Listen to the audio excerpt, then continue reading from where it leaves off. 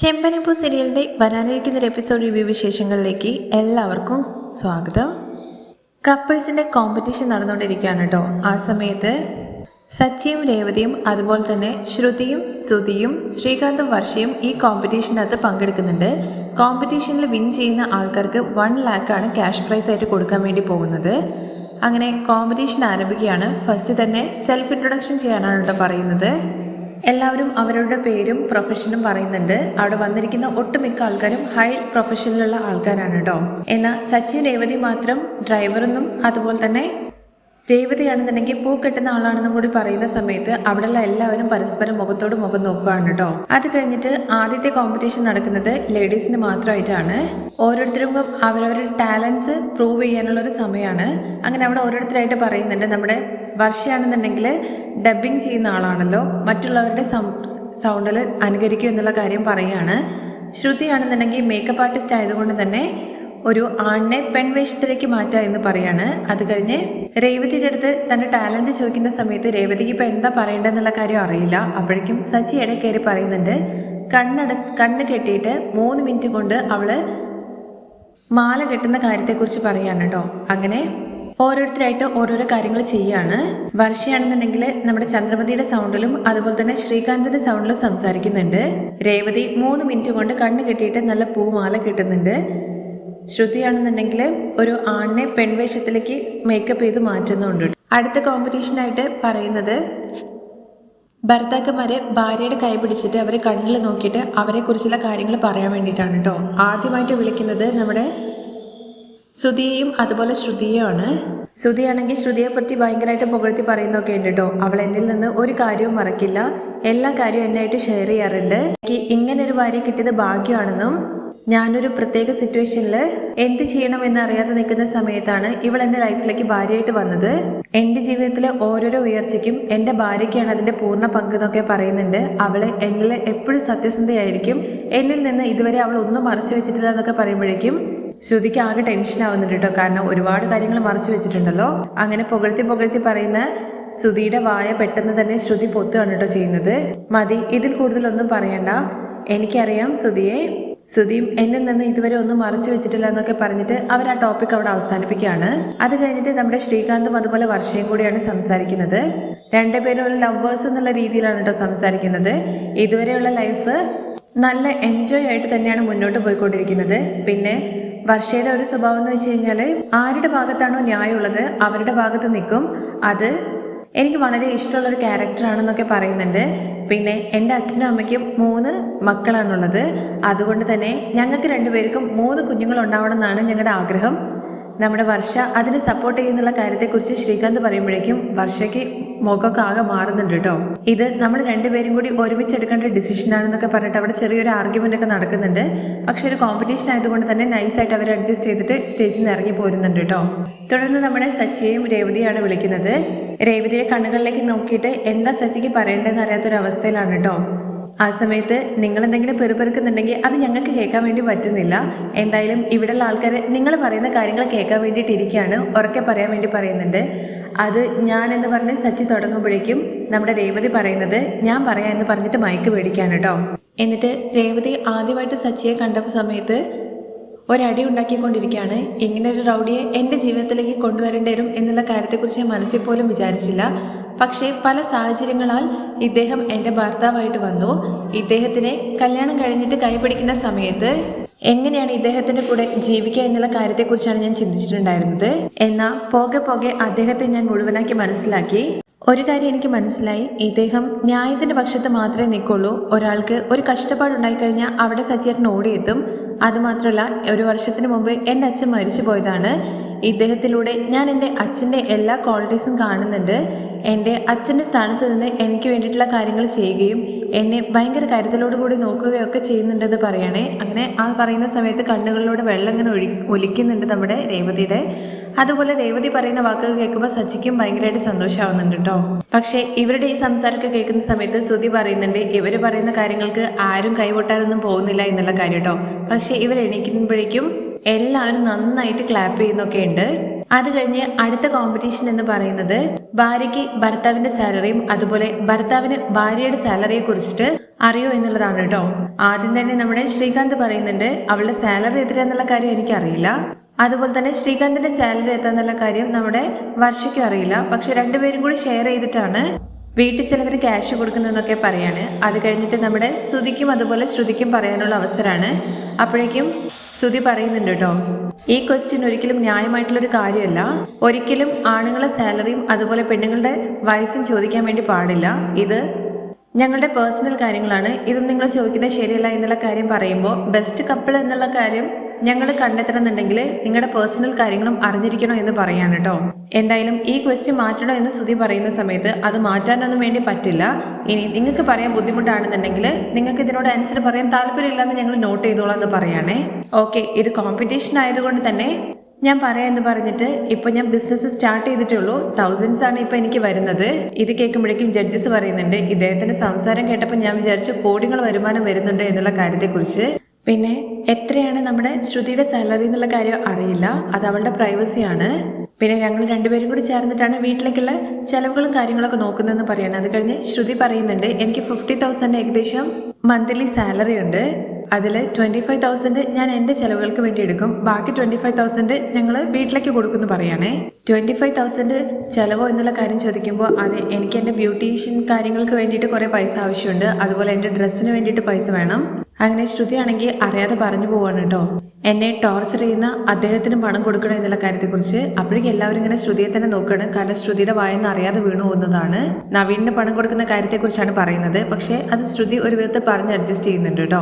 അത് കഴിഞ്ഞ് നമ്മുടെ സച്ചിക്കും അതുപോലെ രേവതിക്കും അവസരം വരുന്ന സമയത്ത് രേവതിക്ക് ഒരു ദിവസം എത്ര രൂപ വരുമാനം വരുന്നുണ്ട്, അത് എത്ര ചെലവുണ്ട്, അത് എന്തിനൊക്കെ വേണ്ടി യൂസ് ചെയ്യുന്നു എല്ലാം നമ്മുടെ സച്ചി കൃത്യമായിട്ട് പറയുന്നുണ്ട് കേട്ടോ.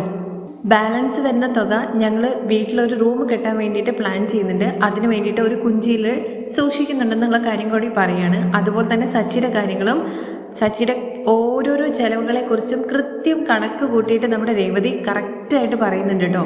അവസാനം മിച്ചം വരുന്ന 3000 രൂപ ഞങ്ങൾ ഇങ്ങനെ സ്വരൂപിച്ച് വെച്ചിട്ടുണ്ട് എന്നുള്ള കാര്യം കൂടി പറയാണ്. അങ്ങനെ ഇവരുടെ ഈ പിച്ചക്കണക്കൊക്കെ കേൾക്കുന്ന സമയത്ത് നമ്മുടെ ശ്രുതി പറയുന്നത് ഇതിനാരും ഒന്നും പ്രതികരിക്കാൻ വേണ്ടി പോകുന്നില്ല. ഇവർ വെറുതെ 100 1000 കണക്ക് പറയാന്ന് പറയുമ്പോഴേക്കും എല്ലാവരും അങ്ങോട്ട് ഭയങ്കര ശക്തിയോട് കൂടിയിട്ട് ക്ലാപ്പ് ചെയ്യാണ് കേട്ടോ. ഇത് കാണുമ്പോൾ ശ്രുതിയും അതുപോലെ ശ്രുതിയും ഭയങ്കരമായിട്ട് വണ്ടറടിച്ച പോലെ നിൽക്കുകയാണ്. അടുത്ത കോമ്പറ്റീഷൻ ആയിട്ട് വരുന്നത് നിങ്ങളുടെ ഭാര്യയും അതുപോലെ അമ്മയും കൂടി ചേർന്നിട്ട് ഒരു അപകടത്തിൽ പെട്ടു. ആ സമയത്ത് നിങ്ങൾ ബൈക്കിലാണ് വരുന്നത്. ഇതിൽ ആരെ രക്ഷിക്കും എന്നുള്ള കാര്യം ചോദിക്കുകയാണ് കേട്ടോ. അപ്പോഴേക്കും എല്ലാവരും ഭാര്യയെ രക്ഷിക്കുന്ന പറയുന്നത്. ഒരാൾ മാത്രമാണ് പറയുന്നത് അമ്മയെ രക്ഷിക്കുന്നു കേട്ടോ. പക്ഷേ സച്ചി പറയുന്നുണ്ട് ഞാൻ ബൈക്കിൽ വന്നു കഴിഞ്ഞു കഴിഞ്ഞാൽ എൻ്റെ ഭാര്യയ്ക്ക് ഡ്രൈവിംഗ് അറിയുന്നത് കൊണ്ട് തന്നെ ഭാര്യയോട് അമ്മയും കൊണ്ടിട്ട് പൊക്കോളാൻ വേണ്ടി പറയും. അമ്മയെ രക്ഷിച്ച ശേഷം എൻ്റെ ഭാര്യ തിരിച്ച് എന്നെ രക്ഷിക്കാൻ വേണ്ടിയിട്ട് ഉറപ്പായിട്ട് വരുമെന്ന് എനിക്ക് വിശ്വാസം ഉണ്ടെന്ന് പറയാണേ. ഒരു ലൈഫിൽ ഏറ്റവും പ്രധാനപ്പെട്ട കാര്യം എന്താണ്, അത് നിങ്ങൾക്ക് എന്താണ് സംതൃപ്തിയായിട്ട് തോന്നുന്നത് എന്നുള്ള കാര്യം നിങ്ങൾ പാർട്ട്ണറുമായിട്ട് ഡിസ്കസ് ചെയ്തിട്ട് പറയാൻ വേണ്ടി പറയുന്നുണ്ട്. അതിന് കുറച്ച് ടൈമൊക്കെ കൊടുക്കുന്നുണ്ട് കേട്ടോ. അങ്ങനെ ഡിസ്കഷനൊക്കെ കഴിഞ്ഞതിന് ശേഷം ഓരോരുത്തരായിട്ട് പറയുന്നുണ്ട് മറ്റുള്ളവർക്ക് ഉപദ്രവം ഇല്ലാതെ നമ്മൾ ജീവിക്കണം എന്ന്. ഒരാൾക്കാര് മറ്റുള്ളവർക്ക് ഉപദ്രവമില്ലാതെ നമ്മൾ ജീവിക്കണം, അതാണ് വേറൊരാൾക്കാർ പറയുന്നത്. നമ്മൾ നമ്മുടെ ലൈഫിൽ എന്തെങ്കിലും അച്ചീവ് ചെയ്യണം, അതാണ് ശരിയായിട്ടുള്ള ജീവിതം. പിന്നെ നമ്മുടെ വർഷ പറയുന്നത് നമുക്ക് ഇഷ്ടപ്പെട്ട കാര്യങ്ങൾ ചെയ്യാം, നമുക്ക് ഇഷ്ടപ്പെട്ട സ്ഥലത്ത് പോവുക, ഇഷ്ടമുള്ള രീതിയിൽ ഭക്ഷണങ്ങൾ കഴിക്കുക, അതാണ് സാറ്റിസ്ഫൈഡ് ആയിട്ടുള്ള ഒരു ലൈഫ്. അതിന് നമ്മുടെ ശ്രീകാന്തും സപ്പോർട്ട് ചെയ്യുന്നുണ്ട് കേട്ടോ. തുടർന്ന് ശ്രുതി പറയുന്നത് എന്താന്ന് വെച്ചാൽ നമ്മൾ നമുക്ക് വേണ്ടി ജീവിക്കുന്നതിനേക്കാൾ കൂടുതൽ മറ്റുള്ളവർക്ക് വേണ്ടിയിട്ട് ജീവിക്കണം. അപ്പോഴേക്കും ശ്രുതിയും സപ്പോർട്ട് ചെയ്യുന്ന രീതിയിൽ അതേ എൻ്റെ ഹസ്ബൻഡ് പറഞ്ഞതുപോലെ തന്നെ മറ്റുള്ളവരെ നമ്മൾ നന്നായിട്ട് സംരക്ഷിക്കുകയും അവർക്ക് വേണ്ട കാര്യങ്ങളൊക്കെ ചെയ്തു കൊടുക്കുകയൊക്കെ വേണമെന്ന് പറയണേ. മറ്റുള്ളവർക്ക് വേണ്ടിയിട്ട് നമ്മൾ ചെറിയൊരു കാര്യം ചെയ്തു കഴിഞ്ഞാലും നമ്മൾ ആ ഡേ മൊത്തം ഹാപ്പി ആയിട്ടിരിക്കും, അതാണ് ശരിക്കുള്ള സന്തോഷം. തുടർന്ന് നമ്മുടെ സച്ചി പറയുന്നുണ്ട് നിങ്ങൾ ചോദിച്ച ചോദ്യത്തിന്റെ കറക്റ്റ് എനിക്കറിയില്ല, പക്ഷേ ഒന്നുണ്ട്, തൃപ്തി എന്ന് പറയുന്നത് ഒരു മനുഷ്യനെ എന്താന്നുള്ള കാര്യം അറിയോ, നമ്മൾ ഭക്ഷണം കഴിച്ചു കഴിഞ്ഞാൽ നമ്മുടെ വിശപ്പ് മാറും. നമ്മളിപ്പം പഴങ്കഞ്ഞി കുടിച്ച് വയറ് ഫുള്ളായിട്ടിരിക്കുകയാണ്, ആ സമയത്ത് ആരെങ്കിലും ബിരിയാണി കൊണ്ടുവന്നു കഴിഞ്ഞാൽ വേണ്ട എന്ന് പറയും. കാരണം നമുക്ക് വിശപ്പ് മാത്രമാണ് നമ്മൾ മതി എന്ന് പറയുന്ന ഒരു കാര്യം. ബാക്കി എല്ലാം ലൈഫിൽ മതിയെന്ന് ആരും പറയില്ല. മനുഷ്യരെല്ലാവരും ഇതുപോലെ തന്നെയാണ്. അവർക്ക് എന്തോളം കിട്ടി കഴിഞ്ഞു കഴിഞ്ഞാലും അത് മതി എന്നുള്ളൊരു തോന്നൽ അവർക്ക് വരില്ല. നമുക്ക് ആവശ്യത്തിന് എല്ലാ കാര്യങ്ങളും കിട്ടിക്കഴിഞ്ഞു കഴിഞ്ഞാൽ നമ്മൾ വീണ്ടും ഓരോരോ കാര്യങ്ങൾക്ക് വേണ്ടിയിട്ട് ആഗ്രഹിച്ചുകൊണ്ടേയിരിക്കും. നമുക്കിങ്ങനെ ഓരോന്ന് കഴിയുന്തോറും വേറെ വേറെ ആവശ്യങ്ങൾ വരും. അതിനുവേണ്ടി നമ്മൾ പരിശ്രമിച്ചുകൊണ്ടേയിരിക്കും. ചെറിയ ചെറിയ കാര്യങ്ങളായിരിക്കും നമുക്ക്. അതെ സർ, എൻ്റെ ഭാര്യ ഒരു ദിവസം മുഴുവനും പൂ കെട്ടും, അതുപോലെ ഞാൻ കാർ ഓടിക്കും. അങ്ങനെ നിൽക്കാതെ നമുക്ക് ജീവിക്കാൻ വേണ്ടിയിട്ട് സമ്പാദിക്കാൻ വേണ്ടി പറ്റുന്നുണ്ടെന്നുണ്ടെങ്കിൽ അത് തന്നെയല്ലേ നല്ല സുഖമായിട്ടുള്ള ജീവിതം. അത് മതി. അടുത്തതായിട്ട് ചോദിക്കുന്നത് അവര് ആരാണ് നിങ്ങൾക്ക് അടി ഉണ്ടാക്കി കഴിഞ്ഞു കഴിഞ്ഞാൽ ഫസ്റ്റ് സോറി പറയുക എന്നുള്ള കാര്യത്തെക്കുറിച്ചാണ്. അപ്പോഴേക്ക് ശ്രീകാന്ത് ആദ്യം പറയുന്നുണ്ട് അത് ഞാൻ തന്നെ പറയണം. കാരണം ഗേൾസിന്റെ വായിന്ന് സാരി എന്നല്ലാണ്ട് സോറി എന്ന് പറയുന്ന ഒരു വാക്ക് വരേയില്ല എന്ന് പറയണേ. അപ്പോഴേക്ക് ജഡ്ജസ് ഒക്കെ ചിരിക്കുന്നുണ്ട്. തുടർന്ന് നമ്മുടെ ശ്രുതിയും പറയുന്നുണ്ട് കേട്ടോ, ഞങ്ങൾക്കിടയിൽ സോറി എന്ന വാക്ക് ഞങ്ങൾ ഉപയോഗിക്കാറേ ഇല്ല. കാരണം ഞങ്ങൾക്കിടയിൽ അടി വരാറേ ഇല്ല. അതെ സർ, ഞങ്ങൾ രണ്ടുപേരും പരസ്പരം അങ്ങോട്ടും ഇങ്ങോട്ടും അഡ്ജസ്റ്റ് ചെയ്തിട്ട് പോകുന്നു പറയണേ ശ്രുതി. ഞങ്ങൾക്കിടയിൽ നല്ല അണ്ടർസ്റ്റാൻഡിംഗ് ഉണ്ട്. എന്റെ മനസ്സിൽ എന്താന്നുള്ള കാര്യം ശ്രുതിക്കും അറിയാം, ശ്രുതിയുടെ മനസ്സിൽ എന്താന്നുള്ള കാര്യം എനിക്കറിയാം. പിന്നെ എങ്ങനെ ഞങ്ങൾക്കിടയിൽ അടി വരുന്നത്? തുടർന്ന് സച്ചി പറയുന്നുണ്ട് ഞങ്ങൾക്ക് രണ്ടുപേർക്കിടയിൽ ഇഷ്ടം പോലെ അടി വരാറുണ്ട്. അതിന് ഞങ്ങൾ പോയിട്ട് സോറി ഒന്നും ചോദിക്കാറില്ല സർ. ഭാര്യ ഭർത്തകന്മാർക്കിടയിൽ അടി വരിക തന്നെ ചെയ്യില്ലേ? അങ്ങനെ രേവതിയെ സമാധാനിപ്പിക്കാൻ വേണ്ടിയിട്ട് അവൾക്ക് ഇഷ്ടപ്പെട്ട ഹലുവ ഞാൻ മേടിച്ചുകൊണ്ട് കൊടുക്കും. അതെ സർ, അതുപോലെ തന്നെ സച്ചേട്ടന് ഇഷ്ടം മീൻകറിയാണ്, ഞാനത് ഉണ്ടാക്കി കൊടുക്കും. ഇഷ്ടപ്പെട്ട ഭക്ഷണം ഉണ്ടാക്കി കഴിഞ്ഞ് കഴിഞ്ഞാൽ ഞങ്ങൾ ഓട്ടോമാറ്റിക്കലി സംസാരിക്കും. അല്ലാണ്ട് സോറി ഒന്നും പറയേണ്ടി വരാറില്ല അതിൻ്റെ ഇടയ്ക്ക്. ഹലുവ മാത്രമല്ല സർ, വേണമെങ്കിൽ മുല്ലപ്പൂ മേടിച്ചുകൊണ്ട് കൊടുക്കാം. പക്ഷേ പൂ വിൽക്കുന്ന ഇവൾക്ക് ഞാൻ മുല്ലപ്പൂ മേടിച്ചുകൊണ്ട് കൊടുത്ത് കാര്യമില്ലല്ലോ. കാരണം ഇവളുടെ കയ്യിൽ എപ്പോഴും മുല്ലപ്പൂവിൻ്റെ മണാണെന്ന് പറയാണേ. ഇത് കേൾക്കുമ്പോൾ ജഡ്ജസ് ചിരിക്കുന്നുണ്ട് കേട്ടോ. ജഡ്ജസ് മാത്രമല്ല അവിടെ ഇരിക്കുന്ന ഓഡിയൻസും എല്ലാവരും. മറ്റുള്ളവർ കാരണമാണ് ഭാര്യ ഭർത്താക്കന്മാർക്കിടയിലെ പ്രശ്നങ്ങൾ വരുന്നത്. അത് ഞങ്ങൾ എങ്ങനെയെങ്കിലും പറഞ്ഞ് ഞങ്ങൾ മനസ്സിലാക്കിയിട്ട് അഡ്ജസ്റ്റ് ചെയ്ത് പോകും. ഞങ്ങൾ പരസ്പരം അടിയുണ്ടാക്കാറും ദേഷ്യപ്പെടാറൊക്കെ ഉണ്ട്. പക്ഷേ അത് ഞാൻ കെട്ടുന്ന പൂ പോലെ തന്നെ ഒറ്റ ദിവസം മാത്രമേ ഉണ്ടാവുള്ളൂ, പിന്നെ അത് വാടിപ്പോകുന്നു പറയണേ. അപ്പോഴേക്കും കറക്റ്റാണ് രേവതി എന്ന് സച്ചിയും പറയുന്നുണ്ട്. അങ്ങനെ കോമ്പറ്റീഷനൊക്കെ അവസാനിച്ചു കേട്ടോ. ഇനിയിപ്പോൾ വിന്നറിനെ പ്രഖ്യാപിക്കുന്ന കാര്യങ്ങളെക്കുറിച്ചാണ്. അതിനിടയ്ക്ക് ജഡ്ജസ് ഓരോരുത്തരുടെ കോമ്പറ്റീഷൻ എങ്ങനെയാണെന്നുള്ള കാര്യം വിലയിരുത്തുന്ന രീതിയിൽ സംസാരിക്കുകയാണ്. അങ്ങനെ ശ്രുതിയും എന്ന് പറഞ്ഞ് തുടങ്ങുമ്പോഴേക്കും സർ ഞങ്ങൾക്കറിയാം ഞങ്ങൾ തന്നെയല്ലേ വിൻ ചെയ്യുന്നത് എന്നുള്ള കാര്യം ശ്രുതി ചോദിക്കുമ്പോൾ സർ പ്ലീസ് ഞങ്ങളൊന്ന് സംസാരിക്കാൻ വിടൂ എന്ന് ജഡ്ജസ് പറയണേ. രണ്ടുപേരും നന്നായിട്ട് കോമ്പറ്റീഷനിൽ പങ്കെടുത്തു. പക്ഷേ നിങ്ങൾ പറഞ്ഞിരിക്കുന്ന മറുപടി എല്ലാം കുറച്ച് പോളിഷ്ഡ് ആയിട്ടൊന്നും തോന്നി. ഈ പ്രൈസ് കിട്ടാൻ വേണ്ടിയിട്ട് നിങ്ങൾ പറഞ്ഞതുപോലെയാണ് തോന്നിയത്. അപ്പോഴേക്ക് ശ്രുതി പറയുന്നുണ്ട് കേട്ടോ, സർ ഞങ്ങൾ കറക്റ്റ് ആയിട്ട് തന്നെയാണ് പറഞ്ഞത്, പക്ഷെ നിങ്ങളുടെ ക്വസ്റ്റ്യൻ ആണ് ശരിയല്ലാത്തത്. ഓ അങ്ങനെയാണോ? ഞങ്ങൾ കുറച്ച് മാനേഴ്സ് കീപ്പ് ചെയ്യാന്ന് വിചാരിച്ചിട്ടാണ് ചില കാര്യങ്ങൾ ഞങ്ങൾ പുറത്ത് പറയാണ്ടിരിക്കുന്നത്. എന്നാൽ ഞങ്ങളുടെ ജഡ്ജ്മെന്റ് നിങ്ങൾ ശരിയല്ല എന്ന് പറയുന്ന കാര്യം ന്യായമേ അല്ല. ഞങ്ങൾ ശരിയാണെന്നുള്ള കാര്യം ഞങ്ങൾ പ്രൂവ് ചെയ്യണമല്ലോ. അങ്ങനെ എല്ലാവരുടെ അടുത്തും പോയി ഇരിക്കാൻ വേണ്ടി പറയുന്നുണ്ട്. എന്നിട്ട് ഒരു വീഡിയോ പ്ലേ ചെയ്യുന്നുണ്ട് കേട്ടോ. എന്നിട്ട് ഒരു ഫുട്ടേജ് പ്ലേ ചെയ്യാണ്. എന്നിട്ട് ഇവരുടെ അടുത്ത് ഒരു ക്വസ്റ്റ്യൻ ചോദിച്ച സമയത്ത് ഡിസ്കഷന് പോയ ആ ഒരു വീഡിയോ ആണ് കേട്ടോ. ഇവരെ ആ രീതിയിലും ആൾക്കാരെ ജഡ്ജ് ചെയ്തിട്ടുണ്ട്. ഇത് ലാസ്റ്റ് റൗണ്ട് ആണെന്ന് തോന്നുന്നു ശ്രുതി. എന്തായാലും നമുക്ക് ഇതിൽ കലക്കണം. സാറ്റിസ്ഫൈഡ് ആയിട്ടുള്ള ജീവിതം എന്ന് പറയുന്നത് നമുക്ക് ഇഷ്ടമുള്ള രീതിയിൽ ജീവിക്കണം, അതല്ലേ എന്നുള്ള കാര്യം ചോദിക്കുകയാണേ. ഇല്ല, ഇത് നമ്മൾ കുറച്ച് ഡിഫറെന്റ് ആയിട്ട് ഇതിന് ആൻസർ പറയണം. ഇപ്പൊ സച്ചിയുടെ കാര്യം തന്നെ നോക്ക്. അവൻ അമ്മയും അതുപോലെ തന്നെ ഭാര്യയും ഒറ്റ രീതിയിൽ പുകഴ്ത്തുന്ന രീതിയിൽ കഥ വിട്ടില്ലേ? അവനെന്താ സത്യമാണോ പറഞ്ഞത്? അമ്മയുടെ അടുത്ത് അവന് സ്നേഹമുണ്ടോ? അതുപോലെ തന്നെ നമ്മൾ വേറെ രീതിയിൽ ആൻസർ പറയണം. എങ്ങനെയെന്നുള്ള കാര്യം ചോദിക്കുമ്പോൾ നമ്മൾ മറ്റുള്ളവർക്ക് വേണ്ടിയിട്ട് ഓരോ കാര്യങ്ങൾ ചെയ്യണം, അവർക്ക് വേണ്ടി ഓരോ കാര്യങ്ങൾ ചെയ്യണം, അങ്ങനത്തെ രീതിയിൽ ആൻസർ പറയണം എന്ന് പറയാണ് കേട്ടോ. ഇതും ശരിക്കും ഒരു കോമ്പറ്റീഷനിൽ ജഡ്ജ്മെന്റിന്റെ കൺട്രോളിൽ വരുന്നതാണ്. പക്ഷെ അത് ആർക്കും അറിയില്ലല്ലോ ഇങ്ങനൊരു സംഭവം ഉണ്ടെന്നുള്ള കാര്യം. ഇവരാരും കേൾക്കില്ല എന്നുള്ള രീതിയിലാണ് ഇങ്ങനൊരു ഡിസ്കഷൻ നടത്തിയത്. അത് ജഡ്ജസ് ഇവാലുവേഷൻ ചെയ്തിട്ടുണ്ട് കേട്ടോ. അങ്ങനെ ആ ജഡ്ജിലുള്ള ഒരാൾ പറയുന്നുണ്ട് കേട്ടോ, ഞാൻ കുടുംബ കോടതിയിൽ നിന്ന് റിട്ടയർഡ് ആയിട്ടുള്ള ഒരു ജഡ്ജാണ്. നിങ്ങൾ ഭാര്യ ഭർത്താക്കന്മാർക്കിടയിൽ അഡ്ജസ്റ്റ്മെന്റ് ഉണ്ടെന്നുണ്ടെങ്കിൽ ഒരിക്കലും അടി വരില്ല എന്നുള്ള കാര്യം പറഞ്ഞില്ലേ? ഭാര്യ ഭർത്താക്കന്മാർക്കിടയിൽ അടി ഉണ്ടാവില്ല എന്ന് പറയുന്നത് എനിക്കൊരിക്കലും യോജിക്കാൻ വേണ്ടി പറയാൻ പറ്റുന്ന ഒരു കാര്യമല്ല. ഒരുപാട് ഡിവോഴ്സ് കേസിനകത്ത് ഞാൻ കണ്ടിട്ടുണ്ട്. ഭാര്യയും ഭർത്താവും എണീറ്റിട്ട് ഗുഡ് മോർണിംഗ് പറഞ്ഞില്ല എന്നുള്ള കാര്യം പറഞ്ഞിട്ട് ഡിവോഴ്സിന് വേണ്ടിയിട്ട് കോടതിയിൽ വന്ന ആൾക്കാരെ. എല്ലാ ഭാര്യ ഭർത്താക്കന്മാർക്കിടയിലും അടി വരണം, എന്നാൽ മാത്രമേ അത് ശരിയായിട്ടുള്ളൊരു ജീവിതം. അങ്ങനെ അടി വന്നിട്ടില്ല എന്നുണ്ടെങ്കിൽ രണ്ടുപേരും എന്തൊക്കെയോ രഹസ്യം മറച്ചു വെച്ചിട്ടാണ് ജീവിക്കുന്നത് എന്നാണ് അതിന്റെ അർത്ഥം എന്ന് പറയണേ. ഇത് കേൾക്കുമ്പോൾ ശ്രുതിയും അതുപോലെ ശ്രുതിയും ആകെ ഞെട്ടിത്തരിച്ചിങ്ങനെ നിൽക്കുവാണ് കേട്ടോ. അത് കഴിഞ്ഞിട്ട് അടുത്ത കപ്പിളിനെ കുറിച്ച് പറയാണ്, നമ്മുടെ ശ്രീകാന്തിനെയും അതുപോലെ വർഷയെയും കുറിച്ചിട്ട്. ഇവിടെ വന്നിട്ട് അടി ഉണ്ടാക്കിയ രണ്ട് കപ്പിൾസ് ഉണ്ട്, വർഷയും ശ്രീകാന്തും അതുപോലെ വർഷയും ഇപ്പോഴും ഹസ്ബൻഡ് ആൻഡ് വൈഫായിട്ട് മാറിയിട്ടില്ല, ലവേഴ്സ് ആയിട്ട് തന്നെയാണ് ഇപ്പോഴും ജീവിക്കുന്നത്. ഇനിയും മെച്യൂരിറ്റി വന്നിട്ടില്ല എന്നൊക്കെ പറയണേ. അല്ലെങ്കിൽ നല്ല കപ്പിൾ തന്നെയാണ്. ഇത് കേൾക്കുമ്പോൾ വർഷ ചിരിക്കുകയാണ് ചെയ്യുന്നത്. എന്താ ചിരിക്കുന്നതെന്നുള്ള കാര്യം ചോദിക്കുമ്പോൾ താങ്ക് യു സർ, ഞങ്ങൾക്ക് ലൈഫ് ലോങ് ലവേഴ്സായിട്ട് നടക്കാനാണ് ആഗ്രഹം എന്ന് പറയണേ. ഞങ്ങൾക്കിടയിൽ ഒരിക്കലും ലവ് പോകരുതെന്നുള്ള കാര്യം വിചാരിച്ചിട്ടുണ്ടായിരുന്നു. ഇപ്പം നിങ്ങളും അങ്ങനെ പറഞ്ഞു എന്ന് പറയണേ. ഞങ്ങൾക്ക് ഒരുപാട് സന്തോഷമായി എന്നുള്ള കാര്യം പറഞ്ഞിട്ട് ശ്രീകാന്തും വർഷയും ഭയങ്കര ഹാപ്പിയാണ് കേട്ടോ അവര്.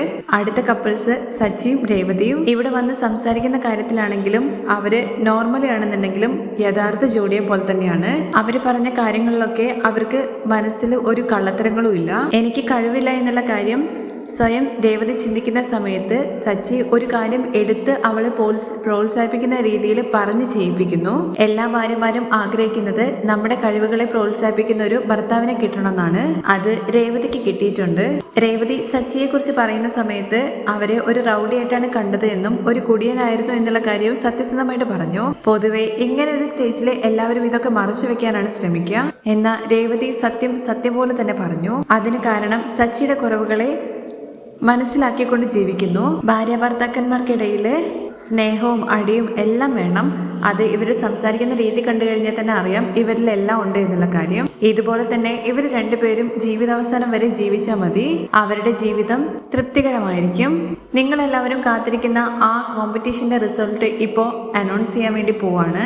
ഈ കോമ്പറ്റീഷനിലെ യഥാർത്ഥ ജോഡികൾ എന്ന് പറയുന്നത് വിൻ ചെയ്തിരിക്കുന്നത് സച്ചിയും രേവതിയും എന്നുള്ള കാര്യം പറയുകയാണേ. അങ്ങനെ നമ്മുടെ ശ്രുതിക്കും ആകെ ഭയങ്കര വിഷമാവുന്നുണ്ട് കേട്ടോ. അവർ തന്നെ ഈ കോമ്പറ്റീഷനിൽ ജയിക്കുമെന്നൊക്കെ വീരവാദം ഇളക്കിയിട്ടാണ് ചന്ദ്രമതിയുടെ അരികിൽ നിന്ന് അവർ വന്നിരിക്കുന്നത്. പക്ഷേ നമ്മുടെ സച്ചിയും രേവതിയും ആ കോമ്പറ്റീഷനിൽ വിൻ ചെയ്യുകയും ഒരു ട്രോഫിയും അതുപോലെ 1 lakh rupees അവർക്ക് കിട്ടുകയും ചെയ്യാണ്.